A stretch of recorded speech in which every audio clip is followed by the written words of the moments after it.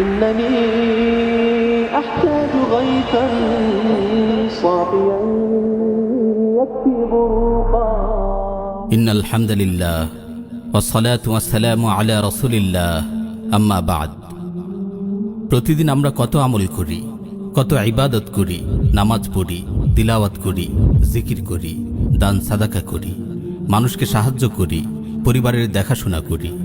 এসব নেক আমল আমাদের আমলনামায় জমা হতে থাকে।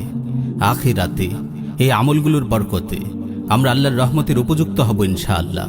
তার দয়ায় জাহান্নাম থেকে নাজাত পেয়ে আমরা জান্নাত লাভে ধন্য হব।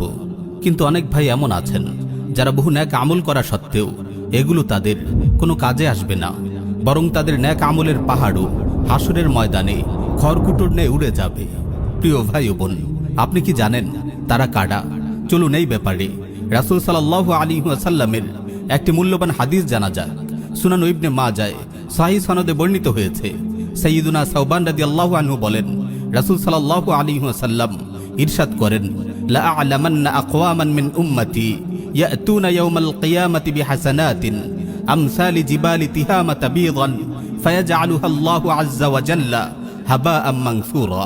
আমি আমার উম্মতের এমন অনেক লোকের কথা জানি যারা কিয়ামতের দিন তিহামার সাদা পর্বতমালার সমতুল্য নেক আমল নিয়ে হাজির হবে, কিন্তু আল্লাহ তাআলা সেগুলোকে বিক্ষিপ্ত ধূলিকণার ন্যায় বাতাসে উড়িয়ে দেবেন।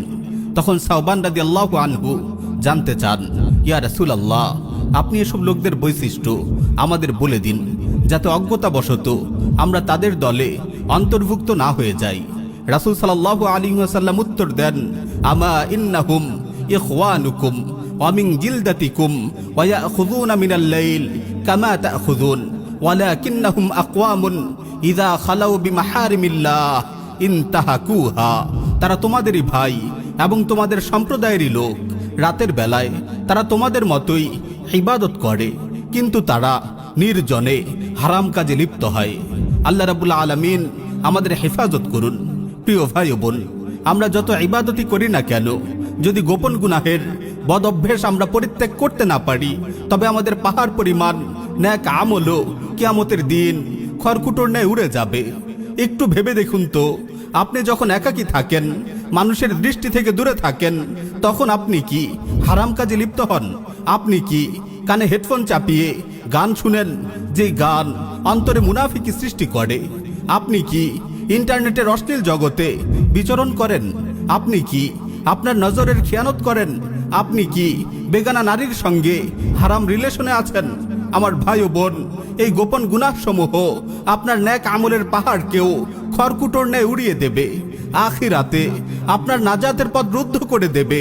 তাই সাবধান হে আমার ভাই, নিজের হাতে নিজের নেক আমলগুলো বরবাদ করবেন না, নিজের হাতে নিজের আখিরাতকে বরবাদ করবেন না। উক্ত হাদিসটি ছাড়াও আর অসংখ্য হাদিসে রাসূল সাল্লাল্লাহু আলাইহি ওয়াসাল্লাম আমাদেরকে গোপন গুনাহের ব্যাপারে সতর্ক করেছেন। প্রিয় ভাই ও বোন, আসুন আজই গুনাহ পরিত্যাগ করার দৃঢ় সংকল্প গ্রহণ করুন, মন থেকে তাওবা করুন। ইনশাআল্লাহ আপনার দুনিয়া ও আখিরাত দুটোই সুন্দর ও কল্যাণময় হবে। ইনশাআল্লাহ আপনার দুনিয়া ও আখিরাত দুটোই সুন্দর ও কল্যাণময় হবে।